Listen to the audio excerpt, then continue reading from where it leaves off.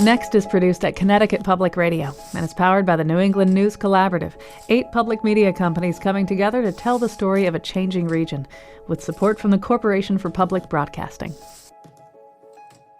I'm John Dankosky. Thanks for joining us. We're going to start with some small-town politics and what they say about an issue that most New England towns battle over: zoning. See, Vermont-based solid waste company Casella says it's running out of space for northern New England's trash, so it's taking the rare step of planning a brand new landfill in the rural northern New Hampshire town of Dalton. Lots of locals agree they don't want the landfill, but as NHPR's Annie Ropeek reports, they're divided on whether to use zoning to block that plan. The signs of conflict are obvious as soon as you hit the outskirts of Dalton. Literally lawn signs at house after house. Some say, "Save Dalton, no zoning." One pro-zoning sign says, "Vote yes, no landfill." It's been spray painted over in dripping purple letters with the word lie. Things usually don't get this heated about any certain issue up here. Stephen Pelletier Jr. manages the country store in this town of fewer than 1,000 residents. People can usually live and debate pretty passively, but for whatever reason, this has been a little more of a fiery one. Dalton, like about 20 other New Hampshire towns, has never had a formal zoning ordinance, and some like it that way. Stephen Pelletier has anti-zoning signs outside his store, but that doesn't mean he's a fan of the proposed dump. Nobody really wants the landfill, but the reality of it is really what zoning is going to be is a little bit more leverage, but it's not going to officially stop them. But supporters say zoning is the town's best chance to reject the landfill, which they worry will pollute their water, depress their property values, and drive away tourists. Last week, hundreds of Dalton residents packed into the muggy municipal gym to vote on adopting a temporary zoning ordinance. It uses basic boilerplate language from state statute, making the whole town an agricultural residential district. It would create a local zoning board of appeals to approve any major new construction projects that don't fit with that use. Dalton would have until town meeting in 2021 to decide whether and how to put permanent zoning on the books. We're voting on emergency. In the weeks before the vote, Casella, the landfill developer, sent out mailers and backed social media campaigns that many saw as anti-zoning. And locals like Jacques Renault came to the meeting primed for debate. I think it's the character of the town not to have zoning. He and others worry zoning means government infringement and higher costs for local businesses. Zoning supporters say the change would give people in Dalton a voice. John Swan is leading the opposition to the dump. The zoning plan was his idea. This gives us a chance. It empowers you, the citizens of this town, with the opportunity, a chance, a fighting chance to stop this. At Swan's 3-minute time limit, town moderator Christine Ordonez tried to cut him off. 3 minutes, sir. Thank you. Oh, come on. So basically... Quiet down. Vote no? Hey, Vote no? stop it. Then guess what? John, please be seated. What's wrong? John, be seated. Jacques Renault, the zoning opponent, was glaring at Swan, and Swan glared back. A nearby police officer took a step forward. Swan sat back down. Let's be civil to one another. Thank you, sir. Thank you for the chance, Adam. In the end, Dalton voted to approve the temporary zoning ordinance. It wasn't even that close, 154 to 129 votes. And John Swan says it's only part of his anti-landfill strategy. Ultimately, this is just the first battle in the war. Among other next steps, he says he's setting up monitoring of local water supplies to get a baseline of data in case the landfill comes to pass and causes contamination. That's what a federal lawsuit alleges is happening in neighboring Bethlehem. A nonprofit says they found contamination from Casella's existing landfill there in the Ammonoosuc River. The Vermont-based company did not respond to interview requests for this story, but they have their own worries about their Bethlehem landfill. They've previously said that it'll be full by 2024, and voters in Bethlehem have twice rejected plans for expansion. This is what brought Casella to Dalton. The proposed landfill still faces years of state permitting, but in a statement after the zoning vote, a spokesman said the new temporary ordinance will not preclude them from pursuing it. The site Casella wants to use is inside a big forested piece of land, about 1,900 acres, already home to a gravel pit and directly adjacent to Forest Lake State Park. Tonight, the lake is awash in sunset colors, surrounded by trees and distant mountains. Kids are swimming, and families like Christy Grimard and Megan Webster's are barbecuing. They grew up together in Dalton and say protecting this park feels like as much a cornerstone of local culture as the lack of zoning seems to be. Why do you think it's such an emotional issue for folks around here?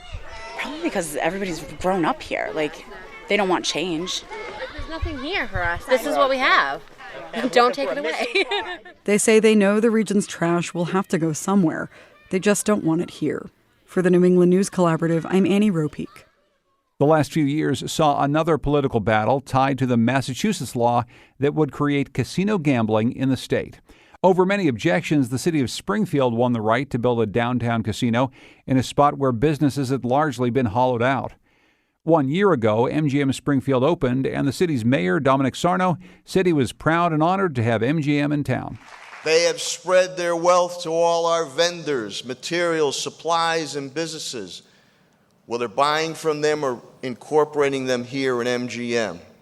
They have invested their time and belief here in the city of Springfield. As the casino was under construction, several local retailers and restaurants said they got a lot of new business, but now, not so much. New England Public Radio's Nancy Cohen reports.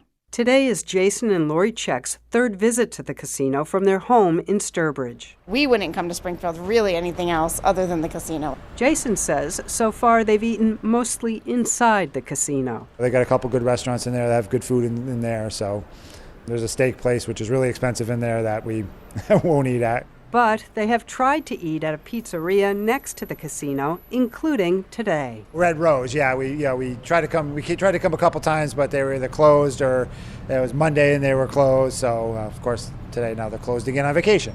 When the casino first opened, a couple of shops opened up in the block opposite the casino on Main Street, selling gifts and high-end women's clothing. But now those storefronts stand empty. Just up the street, Bappo, please. Bean bappo, you already at know. Sun Kim Bop, a nearby restaurant, like many neighborhood venues, owner Sun Kim says she got a lot of business before the casino opened from construction workers. Now, not many people come, but still some executives and some people still come.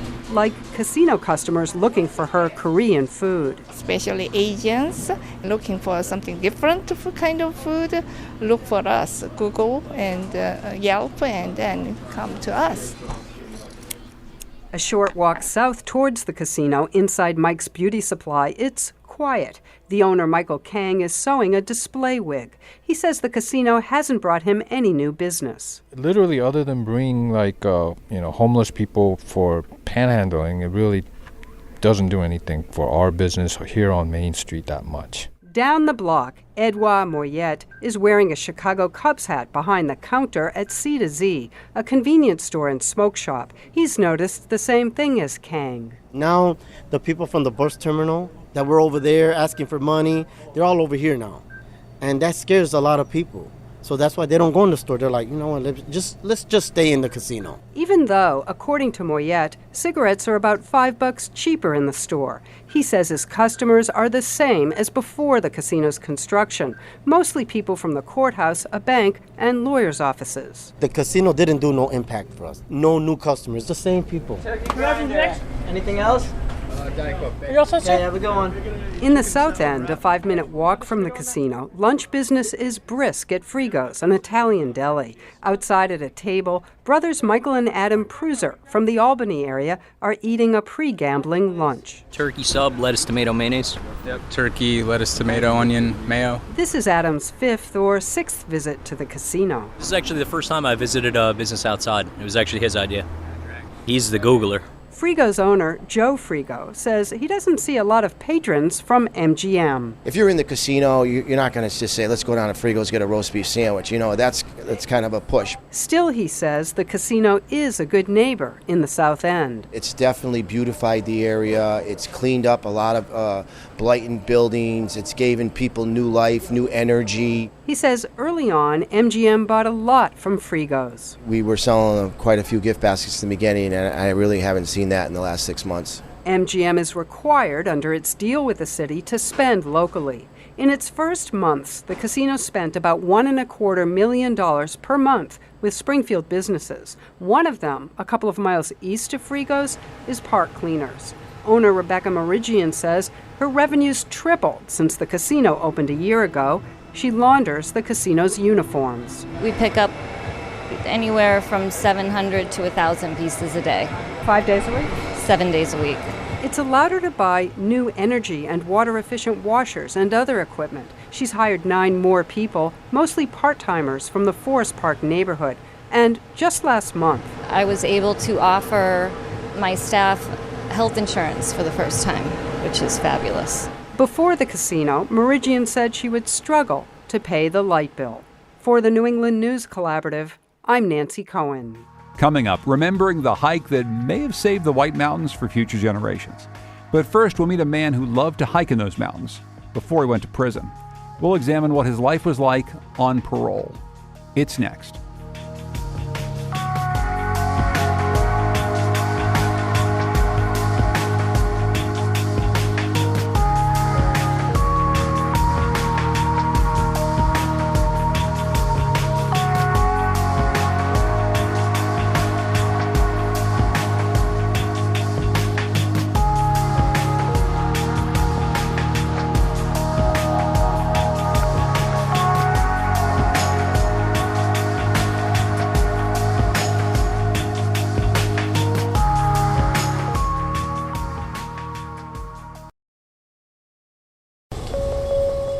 Next is made possible in part by our founding supporters, who believe in the power of collaborative news coverage, including the Common Sense Fund, supporting the New England News Collaborative and its coverage of climate change and the evolving clean energy economy. Support also comes from Douglas Stone and Mary Schwab Stone through the Smart Family Foundation of New York. One of the most important but least understood parts of our criminal justice system is parole. It's a way for people who've been convicted of crimes and served their time to be released back into the general public. It's a system that makes sense on its face. It can relieve overcrowded prisons and give people a chance for a fresh start. But as Emily Corwin found, it rarely turns out that way. She's an investigative reporter and editor for Vermont Public Radio, and she produced and reported the podcast Supervision for New Hampshire Public Radio. In it, she explores the story of one man on his first day of freedom. Emily, welcome back to Next. Hi, John. Why did you start getting interested in parole?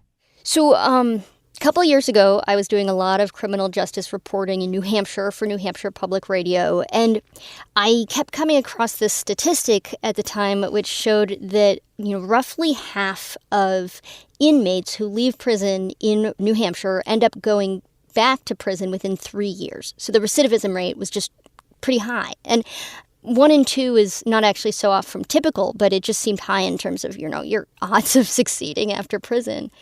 And so I got this idea, which was, I wanted to try to follow someone as they go through life on parole, just to try to figure out what is it about this that's so hard. As we hear in the podcast, you went to some of these parole hearings and you met a lot of people. Tell us about the guy who you ended up profiling and how you found him. So one of the people who was up for parole and received it was this guy, 39-year-old named Josh Lavinitz. And, I have in my notebook still, I had written Ernest in capital letters and underlined it. And then a little further down the page as I was taking notes during his hearing, I wrote good candidate. And it's because he just seemed so genuinely to want to succeed. But he also was really honest about the things that were going to be difficult for him. He talked about with the parole board, like he needs to stay away from alcohol. It really has a bad influence on his life. He talked about, his need to stay on his mental health meds because when he goes off of them, things kind of spin out of control. And he had been convicted of assault against his now today ex-wife and her, I think it was 13-year-old stepson. And he had spent 2 years in prison for that. Before we meet him in this next section, which we're going to hear from episode 2 of your podcast, Supervision, maybe you could just tell us a little bit more about him as a person and some of his mannerisms, because that plays a lot into the kind of nervous guy we're going to hear in just a moment. That's right. So Josh, you can picture he was really short, maybe 5'3", 5'4", and he wore these wire-rimmed glasses and, his buzz cut. He was just full of energy and like kind of nervous energy and just really excited and also really anxious. And, he kind of would make you smile, even though you knew he'd done something really horrible to get in there. He was a guy who left you rooting for him. So let's pick up the story. Here's a segment from Supervision. It's a podcast by Emily Corwin and New Hampshire Public Radio. How are you feeling? Nervous. Very nervous. Excited, nervous, all the above. Josh gets out of prison on a spring morning in New Hampshire. The trees are just starting to turn green, but the sky is gray and it's raining. He's not dressed for the weather. He's wearing prison-issued sweat shorts and a t-shirt. Still, Josh seems immune to the dampness and the chill. You got a bounce in your step. Oh, yeah. When's the bus show up? Usually. What was that? When's the bus show up? About 7:40-ish. Awesome. All right. All right, you're all set. Have a good day. These are Josh's first moments as a free man in 2 years. His face, his walk, you can see this battle between exhilaration and apprehension. Like he's so light he could float straight into the air, except something is pulling him back down. And he keeps repeating this refrain about how he's feeling. Very excited, very nervous. Very excited. Very nervous. The bus is early, but Josh hustles across the parking lot like he's worried it's going to leave without him.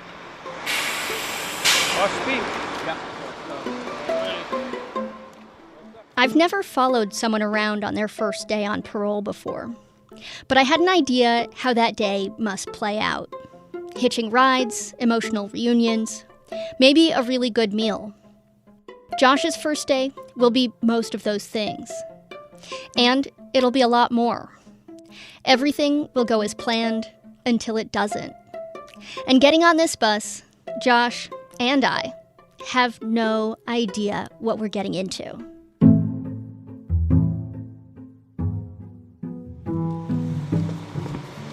Colonoscopy as well. There you go. Thank you. Josh chooses a seat near the front and drops a clear plastic garbage bag between his feet. In it, I can see some magazines, a tube of toothpaste, and a few bottles of pills. Yeah, I didn't sleep very good last night. I've been up since about 3:30. Yeah. I went to bed about almost 1. What's going through your head all that time? The reality of it. Everything sinking in.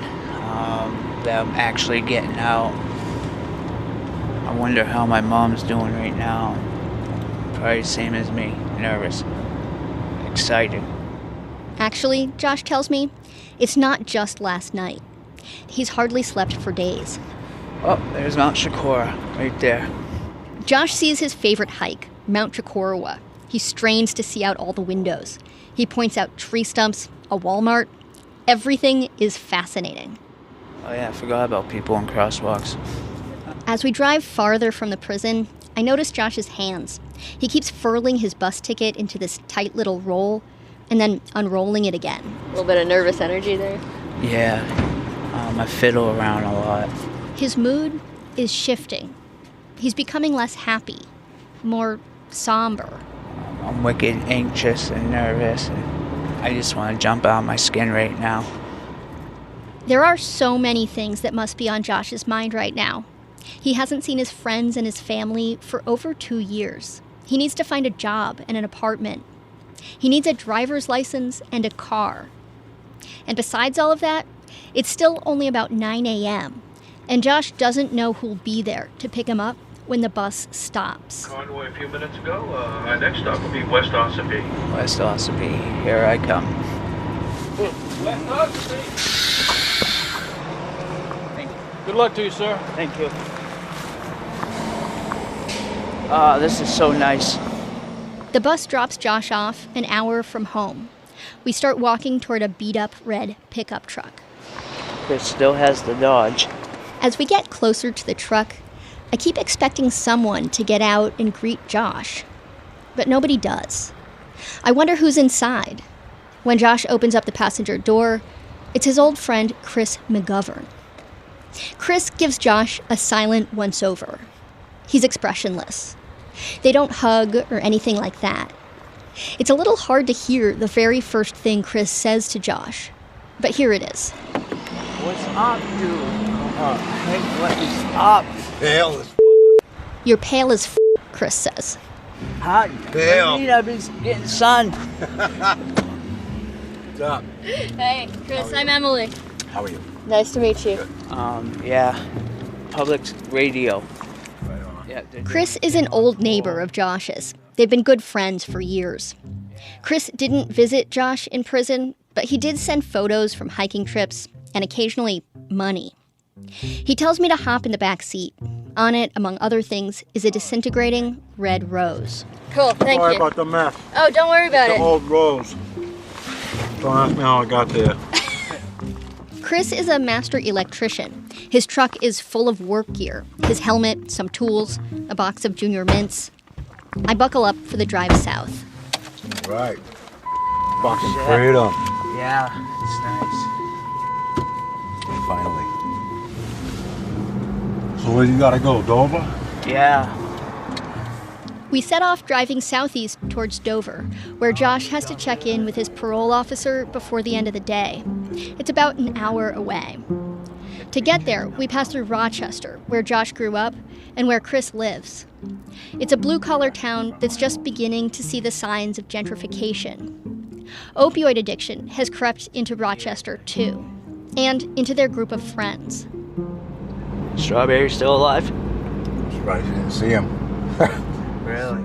Strawberry is one of their pals. That dope. People are dying left and right. Josh is surprised that Strawberry hasn't died from an overdose yet. And Chris is surprised Josh didn't cross paths with Strawberry in prison. Wow, what did he do? He was running like a trap house there for a while. Yeah. So the city ended up kicking him out. They didn't have any water, they didn't have any sewer. I guess the toilet was mounded over. You know, like disgusting. That's brutal. Hey, Mount Shaw right there, that's a good mountain. Josh's buddy Chris is about as understated a person as I've ever met. At one point, when there's a break in the conversation, Chris mentions with his typical nonchalance he's going to be a dad in August. So who are you having a kid with? Lisa. Lisa? Josh's anxiety appears to be quieting. He seems relieved, even elated, to just banter with his buddy. They talk about hiking, work, women, more hiking. Things are going the way you might expect them to.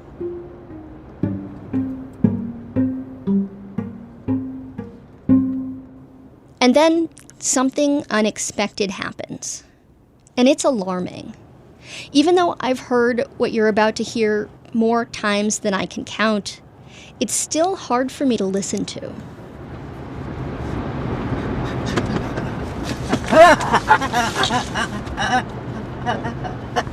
Josh's fists punch out in front of him, and his whole body starts shaking. For a moment, Chris and I catch each other's eyes through the rearview mirror, but Chris just keeps driving. I can't read his expression. Josh sounds like he's choking. It looks like a seizure to me, but I don't know.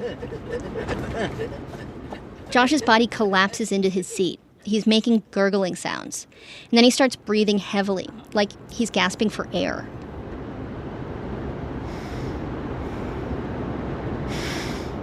I keep expecting Chris to pull over, but instead he guns the engine and passes a slower car on the left.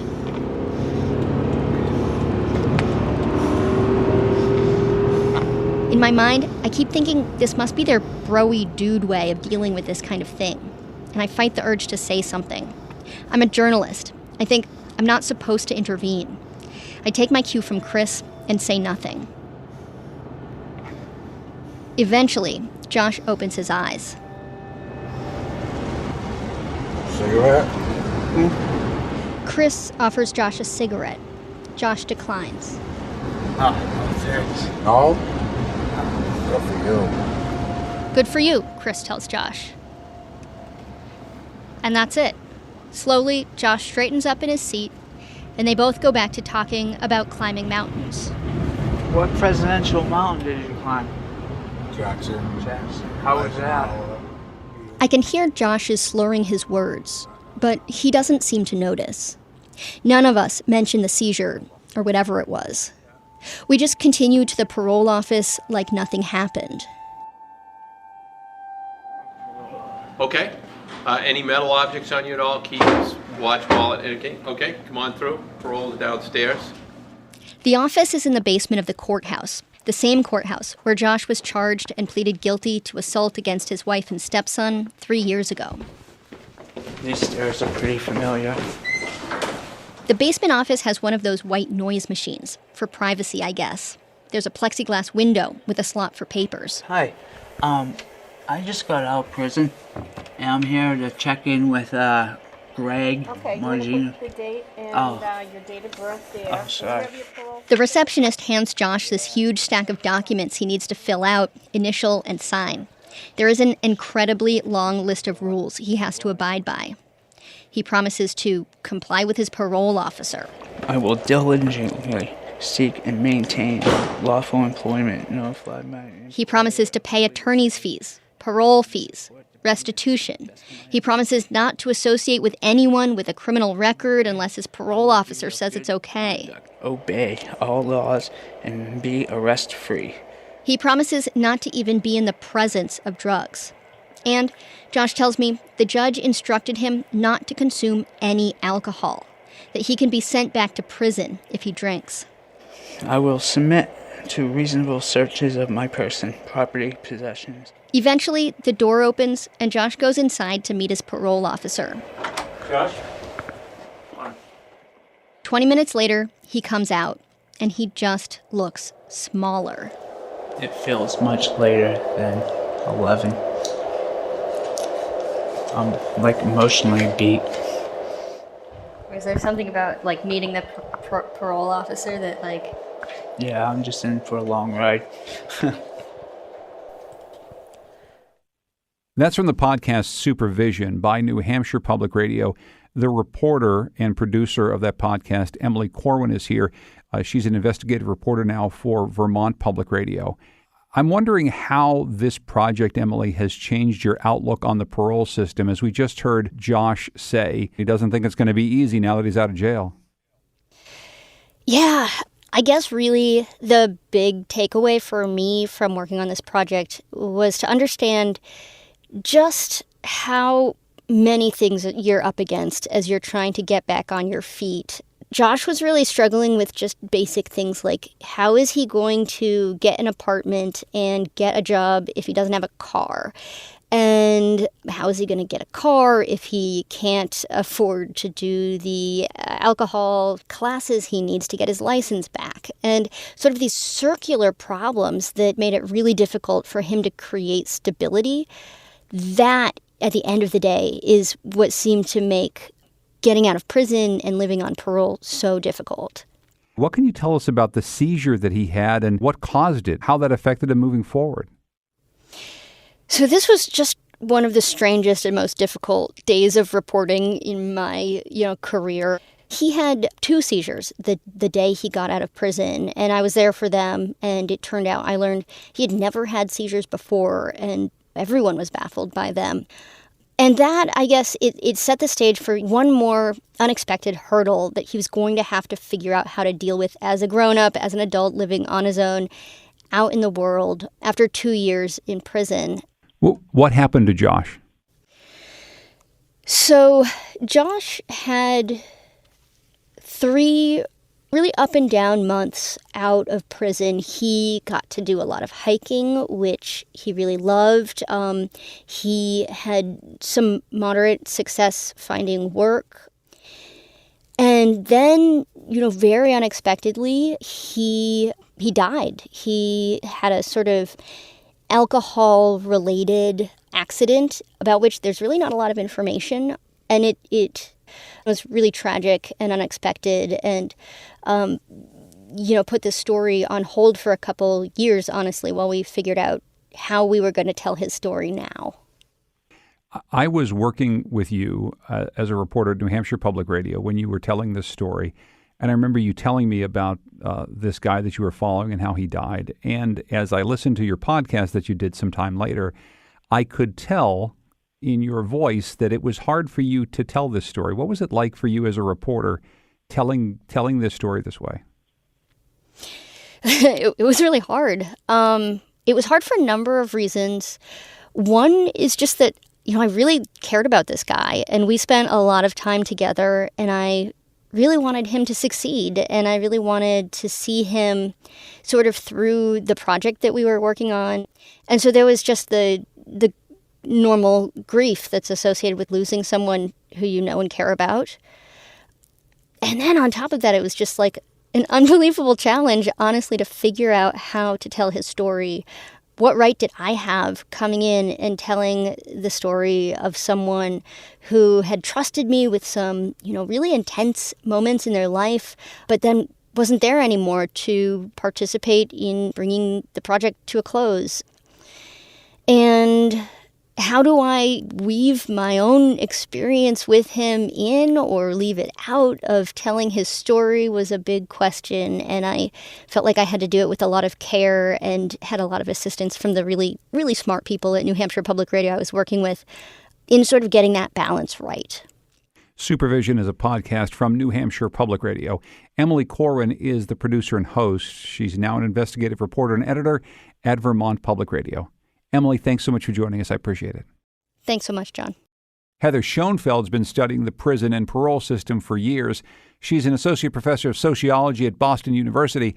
I asked her how common Josh's story is. Unfortunately, his story is pretty typical and increasingly so. We know that the admissions to prison from rural areas are actually rising while admissions from urban areas are declining. And so the lower the population center, the fewer the services, social services, drug and alcohol treatment, jobs, public transportation, those things are going to be harder to find. There seems to be an awful lot of rules, and no alcohol, no drugs, no contact with certain individuals. That's right. And they're rules that seem impossible for almost anyone to abide by, let alone people who have very few other choices. Is this one of the systemic problems, Heather, that we might need to fix in the system? It is. The system is set up to send people back to prison. Unfortunately, over the last 30 years or so, supervision in the community has become just that, supervision, and not reentry assistance. And so the attitude has been more likely to be about how do we catch a person when they mess up, rather than how do we keep people out of the system? How do we really help them desist from crime? We did hear something in the Supervision podcast that something does change you, even if you're in for a couple of years in prison, not a very long sentence. There's something that will change the way you think, the way you see the world, the way you interact with people. Has that been your experience? Well, there's two ways to look at that. So one is, if you keep people in prison for a very long time, they're not the same person they were when they committed the crime, and in a positive way, right? In a way that's much less likely to make rash decisions. On the other hand, the socialization process in prison, particularly in male prisons, is pretty much a culture of, I'm going to stick to myself, I'm going to do my time, I'm going to be wary of the folks around me. And those are not the skills one needs when they get out of prison and really need to open themselves up, to network, to trust people. The very skills that they're learning in prison to survive are the opposite of the skills that they're going to need once they're out. Heather Schoenfeld, thank you so much for joining us. I really appreciate it. Thank you so much for having me. You can learn a lot more about the parole system by listening to Supervision. You can find it wherever you get your podcasts, just like you can for our little podcast. Coming up, those white mountains that parolee Josh Lavinitz used to hike weren't always so bucolic. We'll trace the path of the women who may have just saved them. Next.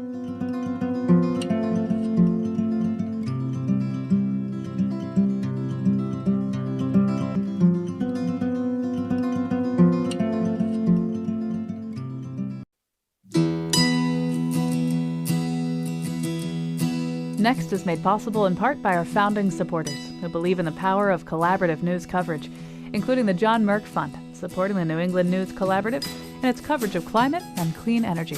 Support also comes from the Melville Charitable Trust. We're going to end our show with a bit of history.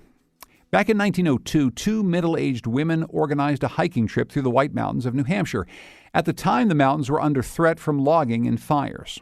Whately, Massachusetts botanist Allison Bell credits the trip with preserving the White Mountains for decades to come. She recently invited New England Public Radio's Karen Brown to retrace parts of that century-old journey. We have managed to land on what must be the most gorgeous, friendly Mount Washington day in the history of the world. Allison Bell has been up Mount Washington, the tallest peak in New England, a couple hundred times. She's agreed to meet me at the bottom, 2,000 feet above sea level, in a spot called Pinkham Notch. Most of the time, especially as you go up the mountain, you can expect rain, cold, fog, and a whole lot of wind. We pile into her wife Leslie's pickup truck to make the 8-mile trek up the mountain's toll road. Three. The road was built a century and a half ago, originally for horse carriages full of tourists. This site, this flat place here, is where there was a building called the Halfway House.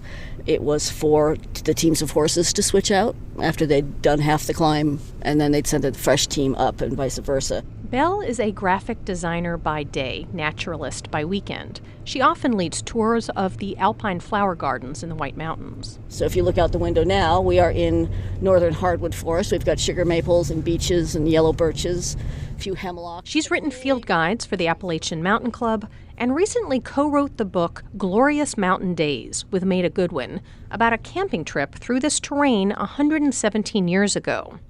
That the 1902 trek was organized by two unmarried women over 40, Hattie Freeman and Emma Cummings, made it especially unusual for that era. And if you can imagine yourself here before there were trails and you're trying to go that way, Karen, that's going to be a tough walk. It's actually a tough drive for me, since I'm afraid of heights, a fact Belle likes to tease me about. Okay, you can look now. Honest, we're at the flat place. There's a place where cars stop at the top? Yes. Or drive right off the edge if you don't stop. Okay, that's not funny. Clearly, I would have been no match for the intrepid hikers of 1902, long before backwoods recreation went mainstream. Hattie Freeman was a wealthy, conservation-minded woman. Emma Cummings was her frequent hiking companion. For this week-long trip, they took Freeman's nephew, her cousin, and a professional guide. When Hattie and Emma and their crew started out, they started in Randolph, which is on the opposite side of this mountain range.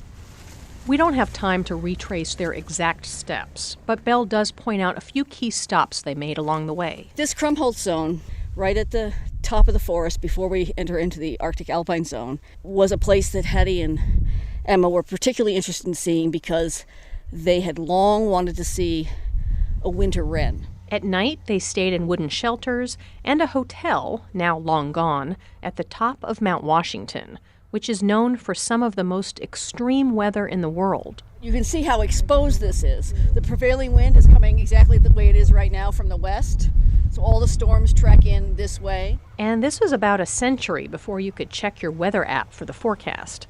So after waiting out a thunderstorm in the hotel, the hikers had to use the brand new telephone line installed at the summit and call a building far below. And get someone to literally look out the window at the mountain and see what the clouds were doing. Belle's book includes letters Freeman wrote during the trip and her photographs. Looking at them now, the attire is nothing like the sleek outdoor gear of today. The women are wearing formal-looking brimmed hats, laced-up leather shoes, long-sleeved button-up shirts, and thick, long skirts, though Belle says those were considered downright revolutionary for the time. Because they didn't hit the ground. They came up off the ground 3 or 4 inches. Those were the short skirts. If you're climbing through this stuff right here, you're less likely to tear them. She suspects they hiked up their skirts when no one was looking and probably skipped the corsets. But Belle says the fact that these women were doing the kind of rugged activity mostly reserved for men is only part of the story. The greater significance of it is that Hattie and Emma and their companions were keenly aware of the fact that the forests on at least that side of the northern presidential range were in imminent peril. Bell says the state had sold large tracts of land to logging companies, which were clear-cutting to make paper. The logging was also destroying hiking trails, leaving waste and brush all over, and making the land vulnerable to devastating fires. Hattie and Emma decided they really had to try to do whatever they could to get people motivated to help preserve the White Mountains.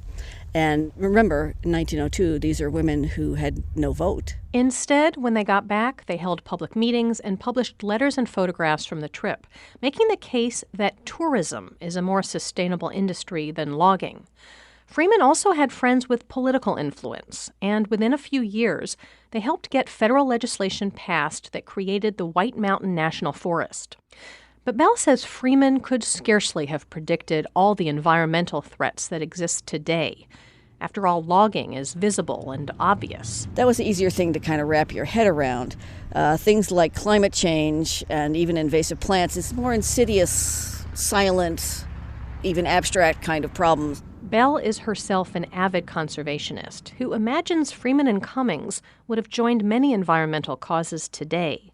There's a controversial proposal to build a new hotel at the top of Mount Washington. And there's the threat of invasive plant species tracked into the White Mountains from travelers and vehicles. For example, a few years ago, Bell organized a group of volunteers to pull out a patch of dandelions. If Hattie Freeman were alive today, Bell says, she would have been out there helping us pull dandelions, for sure. For the New England News Collaborative, I'm Karen Brown. More than 20 years before that historic hike, an anthropologist visited Calais, Maine, to record the songs, the words, and the stories of members of the Passamaquoddy tribe. For years, these field recordings, some of the oldest in the world, were largely hidden from public view, but more than a century later, those recordings have been digitally enhanced and shared with the tribe. As Maine Public Radio's Robbie Feinberg reports, the Passamaquoddy are now working to interpret and present them. Let's go with 24. How about that? I just picking that out of randomly. Dwayne Toma sits at his kitchen table in Perry, Maine, and pulls up an audio file on his computer. When he hits play, his speakers emit a scratchy, slightly garbled recording. Story of the medicine man, number 3.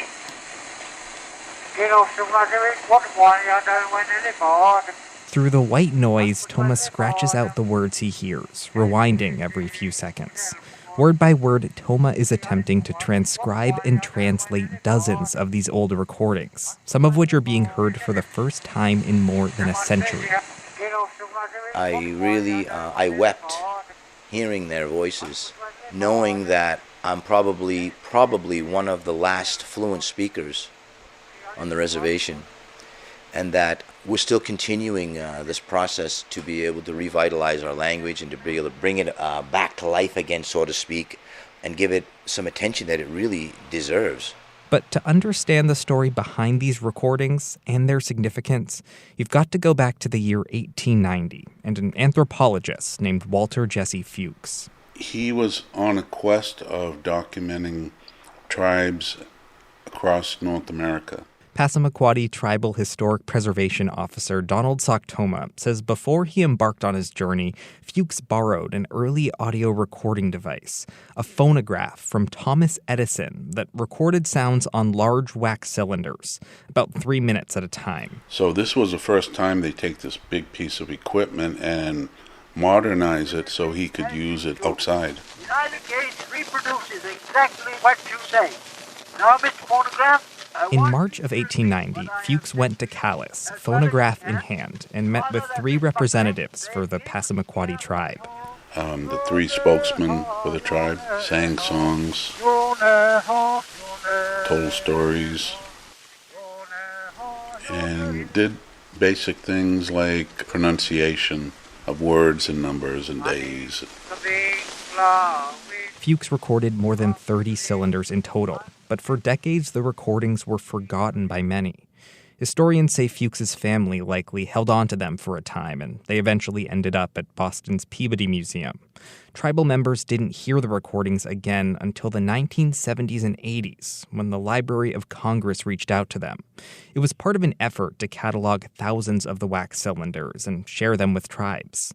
A Passamaquoddy tribal elder received a cassette of the recordings, but at that point they were scratchy and difficult to understand. Then, about a decade ago, a similar effort was attempted using digital technology. Guha Shankar, a folklife specialist at the library's American Folklife Center, says the 1890 Passamaquoddy recordings were some of the first that the library wanted to restore. Historically, they're the oldest materials that we have in our archives. In 2013, Passamaquoddy Tribal Historic Preservation Officer Donald Soktoma met with the agency. And then I told him that one of the things I'd like to do is develop a culturally based website where the tribe controls its stories, its language, without any outside forces trying to take it over or commercialize it. Over the next few years, the tribe agreed to partner with the library and other institutions on the project. The library would restore the recordings, and from there, the Passamaquoddy would decide the next steps. Here's our SR-12, which is his salutation song. Since last year, the tribe's youngest fluent Passamaquoddy speaker, Dwayne Toma, has spent hours painstakingly transcribing and interpreting each cylinder. He notes each word, story, and musical attribute, even how the language has morphed and changed over 130 years. The work is then reviewed by a panel of other fluent Passamaquoddy speakers. Some finished pieces have been added to a curated digital website kept by the tribe. After efforts to eradicate Native American culture and language, Toma says this project is critical for passing Passamaquoddy culture to future generations. And I think that's really what the goal is to influence the children, because they are really the key to passing this language on and for them to continue it. So I think it needs to stem from them. There's still a lot of work ahead. While several cylinders have been reviewed, more than 20 remain. But already, the songs and stories have begun to weave their way back into tribal events.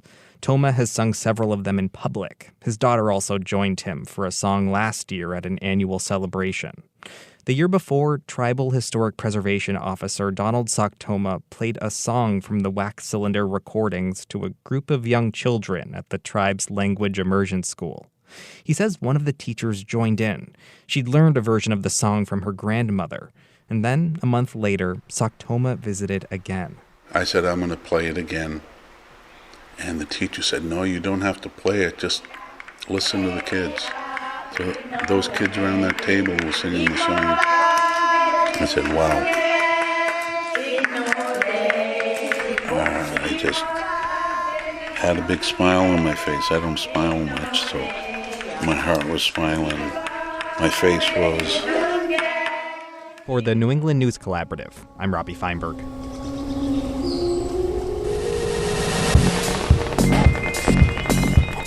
You can find our show wherever you get your podcasts. Just search Next New England. You can follow Next on Facebook and Twitter at Next New England as well.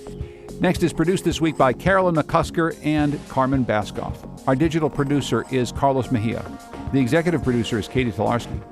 We had help this week from Jonathan McNichol, Jack Rodolico, Erica Janik, and Nick Capodisi. Music this week is by Todd Merrill and Goodnight Blue Moon. The New England News Collaborative is powered by the Corporation for Public Broadcasting, Connecticut Public Radio, Vermont Public Radio, New Hampshire Public Radio, Maine Public Radio, New England Public Radio, WBUR, WSHU, and the Public's Radio.